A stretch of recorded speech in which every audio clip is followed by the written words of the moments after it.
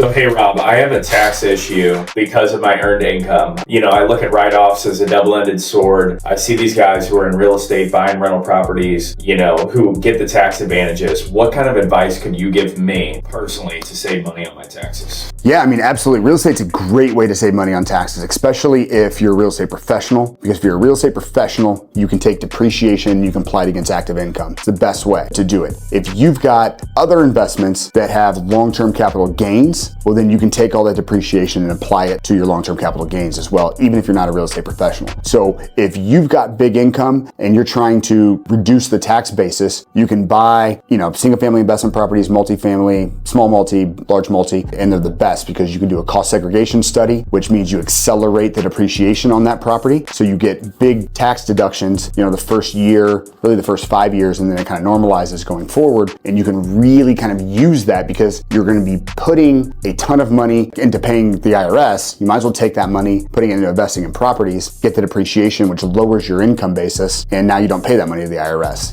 If you're a real estate professional, you can almost do one-to-one. If you have other long-term gains, you can kind of do one-to-one too. And it works out really, really well when you kind of do that. Also then, if you're doing a lot of improvements to the property, you can then write off a lot of those improvements. Typically, when you look at real estate, you say, okay, well, it's a house, rent for $2,000 a month, $24,000 a year. Okay, you've got operating expenses, you make X, right? But if you've got to put $50,000 into improvements and you're redoing the kitchen, you're redoing the bathrooms, you're redoing the HVAC system, you're doing the flooring, you're doing things that you can accelerate the depreciation on those. Well, you can take a lot of that cost and pull it into year one and take that as a write-off. So you might, the $50,000 that you pay, you might be able to write off $25,000 of that in year one against that property. There's some huge advantages that you can kind of get into from a tax basis as you get into real estate. It's just kind of digging into the specifics of it.